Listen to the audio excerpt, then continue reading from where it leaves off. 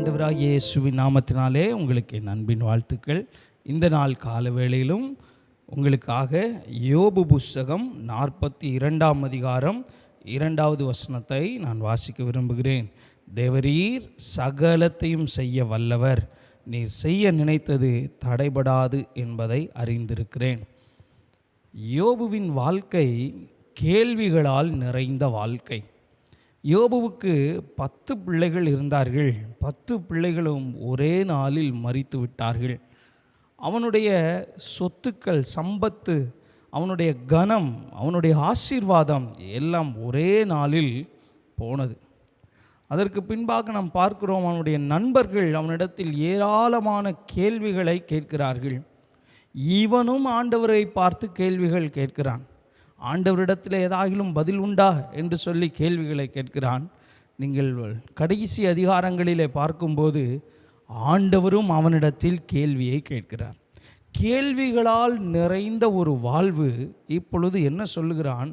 ஆண்டவர் ஏராளமான கேள்விகளை கேட்டதற்கு பின்பாக யோபு ஒத்துக்கொள்ளுகிறான், தேவரீர் நீர் சகலத்தையும் செய்ய வல்லவர். நம்முடைய ஆண்டவர் எப்படிப்பட்டவர் தெரியுமா? ஒருவேளை உங்கள் வாழ்க்கை கேள்விகளால் நிறைந்திருக்கலாம். பதில் தெரியாத ஏராளமான கேள்விகள் உங்களிடத்தில் இருக்கலாம். பதில் தெரியாத ஏராளமான சவால்கள் உங்கள் இருதயத்தை அழுத்தி கொண்டிருக்கலாம். நான் உங்களை உற்சாகப்படுத்துகிறேன். நம்முடைய தேவன் எப்படிப்பட்டவர் தெரியுமா?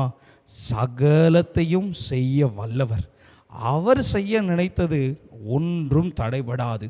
ஆண்டவர் சகலத்தையும் செய்வார் என்றால், யோபுவே, நீ இழந்ததை அவரால் தர முடியும். சகலத்தையும் செய்கிற ஆண்டவர் உனக்குரிய காரியத்தை இரட்டத்தனையாய் தர முடியும். வியாதியிலே மரித்து போய்விடுவாய் என்று உன்னுடைய மனைவியே சொன்னாலும் வசனம் சொல்லுகிறது, இந்த 42ஆம் அதிகாரம் 16வது வசனம், யோபு 140 வருஷம், இதற்கு பின்பு 140 வருஷம். அப்படி என்றால் இந்த காரியங்களெல்லாம் நடந்த பின்பு பல ஆண்டுகள் உயிரோடு இருந்தான்.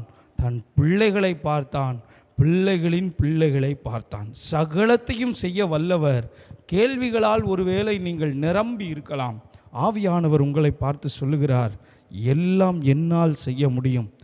பல நூற்றாண்டு இருக்கத்தக்கதான கிருபையை, இன்னும் சொல்லப்போனால் பல நூற்றாண்டுக்குரிய நன்மைகளை கர்த்தர் நம்முடைய வாழ்வில் இருந்து செய்ய முடியும்.